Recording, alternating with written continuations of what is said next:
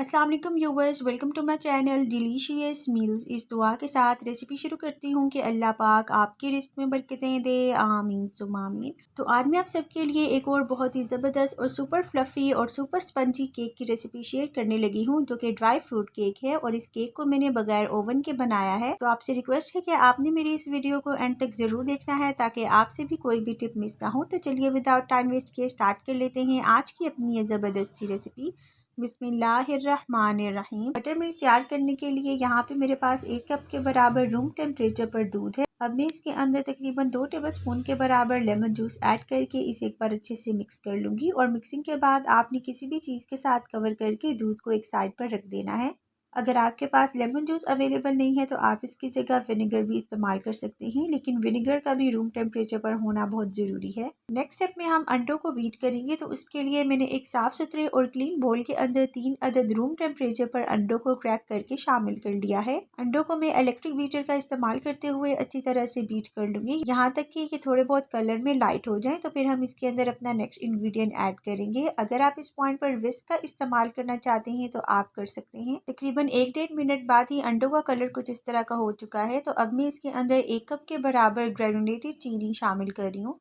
अगर आपके पास पिसी हुई चीनी या फिर कैस्टर शुगर है तो आप इस पॉइंट पर वो भी ऐड कर सकते हैं। अब दोबारा से इलेक्ट्रिक बीटर का इस्तेमाल करते हुए मैं इन दोनों इंग्रेडिएंट्स को अच्छी तरह से विस्क कर रही हूँ, यहाँ तक कि ये लाइट एरी और फ्लफी हो जाएं। इससे पहले भी मैंने अपने चैनल पर 2-3 तरह के केक्स की रेसिपी भी शेयर की थी, तो आपसे रिक्वेस्ट है कि आपने उन रेसिपीज को भी ज़रूर फॉलो कर लेना है। इंशाल्लाह ये रेसिपी भी आपको काफ़ी आसान लगेगी और ज़रूर पसंद भी आएगी, क्योंकि इस रेसिपी के अंदर मैंने किसी भी किस्म का कोई फैंसी इंग्रेडिएंट ऐड नहीं किया और अल्हम्दुलिल्लाह रिजल्ट्स भी आपके सामने हैं। तो अब भी इसके अंदर ऐड कर लेती हूँ अपना नेक्स्ट इंग्रेडिएंट, जो कि बटर मिल्क है।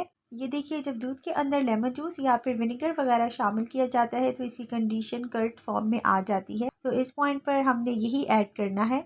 नेक्स्ट इसके अंदर 3/4 कप्स में कुकिंग ऑयल शामिल कर रही हूँ और आखिर में इसके अंदर वनीला एसेंस भी चला जाएगा। ये मैंने 2 से 3 ड्रॉप्स के बराबर ऐड कर लेने के बाद एक बार आप दोबारा से तमाम इंग्रेडिएंट्स को अच्छे से बीट कर लें। सिर्फ और सिर्फ 1-2 मिनट के लिए ही आपने इन तमाम इंग्रेडिएंट्स को बीट कर लेने के बाद अब ड्राई इंग्रेडिएंट्स शामिल कर लेने हैं। तो मैंने यहाँ पे 2 कप के बराबर चना हुआ मैदा ऐड कर लिया है। नेक्स्ट इसके अंदर 1 टेबलस्पून फुल भर के बेकिंग पाउडर भी शामिल कर लें। बेकिंग पाउडर और मैदे को सबसे पहले आपने इस तरह से हल्के हाथों से मिक्स कर लेना है और फिर आप 1-2 सेकंड्स के लिए ही बीटर को चलाएं। आपने इस पॉइंट पर ओवर मिक्सिंग बिल्कुल भी नहीं करनी, क्योंकि इसके अंदर जितनी भी एयर डेवलप हुई है वो सारी की सारी ख़त्म हो जाएगी। और इस तरह से जब आप केक बेक करेंगे तो केक बिल्कुल भी फ्लफ़ी और सुपर मॉइस्ट नहीं बनेगा। तो इस पॉइंट पर बहुत ही हल्के हाथों के साथ आपने तमाम इंग्रेडिएंट्स को सिर्फ और सिर्फ वेल कंबाइन होने तक मिक्स कर लेना है। ये देखिए, परफेक्ट वनीला स्पॉन्ज का बैटर बन के तैयार हो चुका है। तो अब आप इसे पहले से ही ग्रीस किए हुए पैन के अंदर शिफ्ट कर लें। तो इस रेसिपी में मैंने हार्ट शेप केक टिन का इस्तेमाल किया है।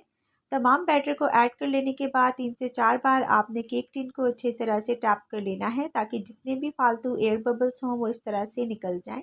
मीनवाइल हमारा पतीला भी अच्छे से गर्म हो चुका है। तो अब मैं केक टिन को बहुत एहतियात के साथ पतीले के अंदर शिफ्ट कर रही हूँ।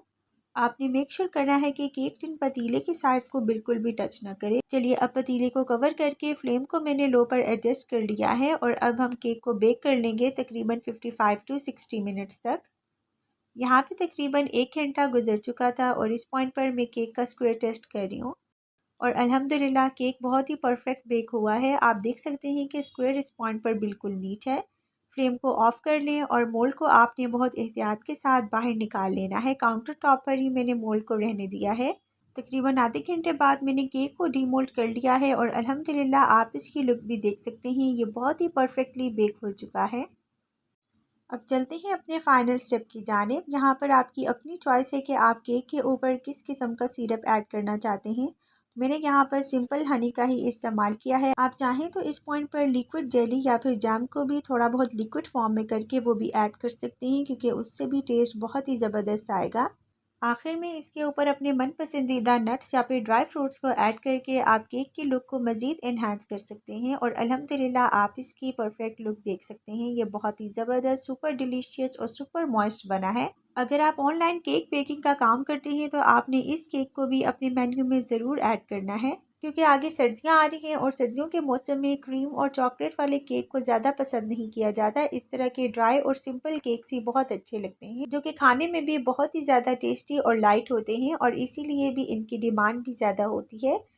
यहाँ पर मैं आपको केक का एक पीस कट करके भी दिखा देती हूँ। अल्हम्दुलिल्लाह, जब आप इस रेसिपी को ट्राई करेंगे तो कोई भी यकीन नहीं कर पाएगा कि आपने इस केक को घर पर बनाया है, और वो भी विदाउट ओवन के।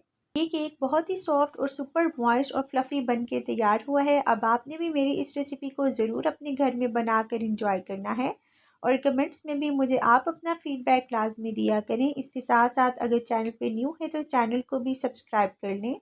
मिलती हूँ अगली वीडियो में एक न्यू और इजी रेसिपी के साथ। तब तक फ़ी अमानिल्लाह।